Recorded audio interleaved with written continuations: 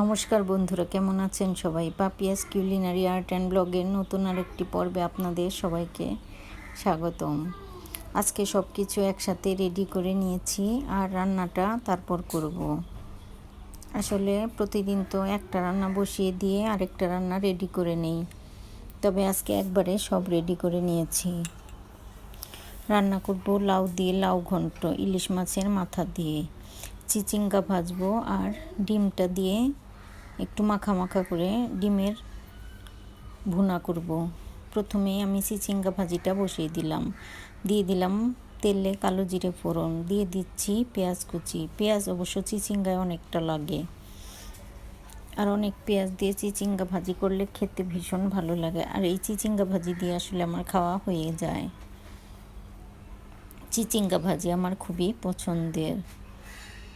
এবার চিচিঙ্গাটা দিয়ে দিলাম,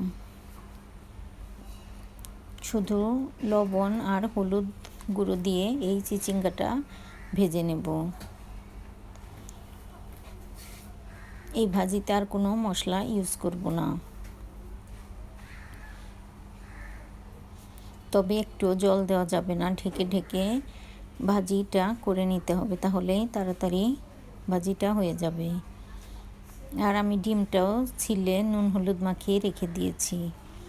আজকে সব কিছুই আগে রেডি করে নিয়েছি, জিরেটাও বেটে নিয়েছি।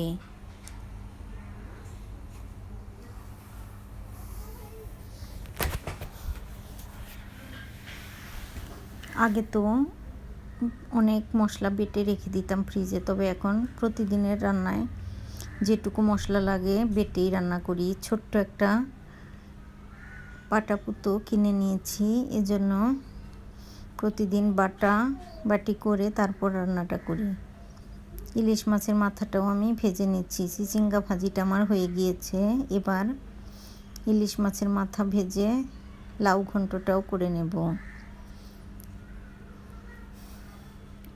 দুটো লাউয়ের মধ্যে একটা লাউ তো মাছ দিয়ে রান্না করেছিলাম, তবে আজকে আরেকটা লাউ পুরোটাই কেটে নিয়েছি আর ইলিশ মাছের মাথা দিয়ে করব লাউয়ের ঘন্ট। আর এই লাউয়ের ঘন্ট খেতেও ভীষণ ভালো লাগে।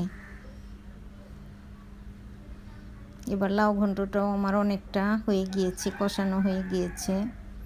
এরপর খুব অল্প একটু জল দিয়ে তারপর রান্নাটা করে নেব। লাউটা অনেক কচি আর সিদ্ধ হয়েছে, তবে তারপরও একটু খুব সামান্য একটু জল দিতে হবে।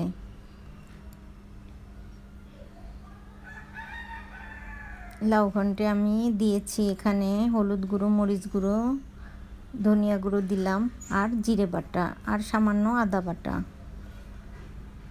এখানে আমি পেঁয়াজ রসুন কোনো কিছুই দিইনি, আর ফোড়ন দিয়েছি জিরে ফোড়ন।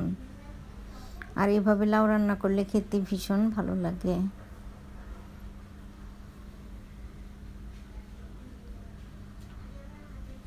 এবার লাউ ঘন্টটা প্রায়ই হয়ে গিয়েছে, আর ডিমের রান্নাটা হলেই আমার আজকের মতো দুপুরের রান্না আসলে হয়ে যাবে। তো বন্ধুরা, আমার আজকের এই ভিডিওটা কেমন লাগলো অবশ্যই জানাবেন। যদি ভালো লাগে তবে একটা লাইক কমেন্ট শেয়ার করার অনুরোধ রইল।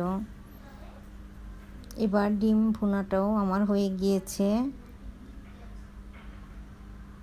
আজকে দুপুরের আয়োজনে ছিল ডিম ভুনা, চিচিঙ্গা ভাজি আর ইলিশ মাছের মাথা দিয়ে লাউ ঘন্ট।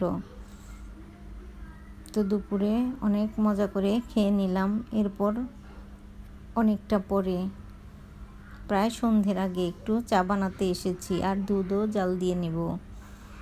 দুধটা ঢেলে রেখেছি পাতিলে আর চাটা বানিয়ে নিয়ে আসলাম। এখন দুধটা চুলায় বসিয়ে দিয়েছি।